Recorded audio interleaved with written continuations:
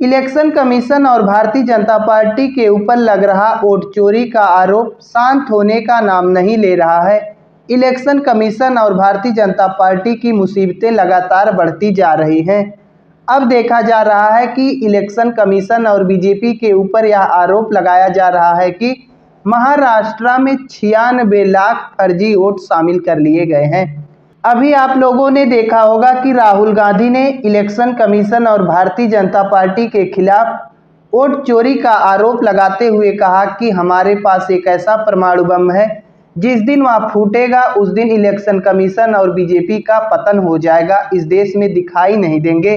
और जब राहुल गांधी ने अपना परमाणु बम फोड़ा तो कहीं ना कहीं देखा गया कि इलेक्शन कमीशन पूरी तरीके से फर्जी वोट लगातार शामिल करते जा रहा है। एक एक घर में से देखा गया कि 300-300, 400-400 वोट बरामद हुए, जिससे इलेक्शन कमीशन और बीजेपी की वोट चोरी पकड़ी गई। लेकिन अब एक बार फिर से देखा जा रहा है वोट चोरी का मुद्दा सुर्खियों में आ गया है। दरअसल राज ठाकरे ने इलेक्शन कमीशन और बीजेपी के ऊपर वोट चोरी का आरोप लगाते हुए कहा कि इन लोगों ने महाराष्ट्र में 96 लाख फर्जी वोटर्स को शामिल किया है।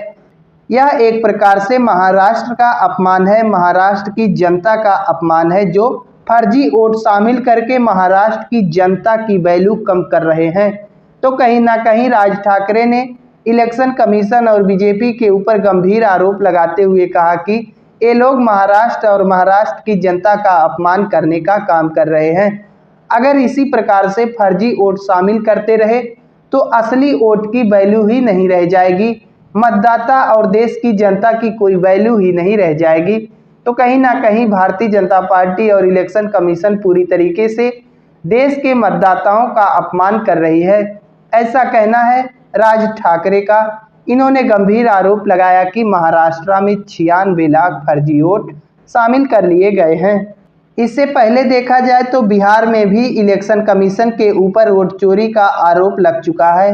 दरअसल इलेक्शन कमीशन ने बिहार में SIR प्रक्रिया के तहत कई ऐसे वोट को भी काट दिया था जो अभी मौके पर जीवित हैं। जीवित लोगों को मृत बताकर उनका वोट ही इलेक्शन कमीशन काट दिया। तो ऐसी स्थिति में लोकसभा नेता प्रतिपक्ष राहुल गांधी ने पूरी तरीके से इलेक्शन कमीशन को लपेट लिया।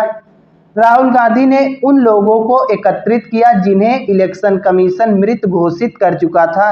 राहुल गांधी ने उन मृत घोषित लोगों के साथ चाय पी, उनके साथ मीटिंग करके यह बताने का प्रयास किया कि ये वही लोग हैं जिन्हें इलेक्शन कमीशन मृत घोषित कर दिया है। जीवित लोगों का वोट काटने के लिए इलेक्शन कमीशन उन्हें मृत घोषित कर रहा है। तो ऐसी स्थिति में देखा जा रहा है कि इलेक्शन कमीशन और बीजेपी की वोट चोरी के मामले पर मुसीबतें कम होने का नाम नहीं ले रही हैं। बाकी इलेक्शन कमीशन और बीजेपी द्वारा की जा रही वोट चोरी कहां तक सही है, कहां तक गलत, क्या सच में बीजेपी वोट चोरी कर रही है, इन तमाम बिंदुओं पर आप लोग अपनी राय दे सकते हैं।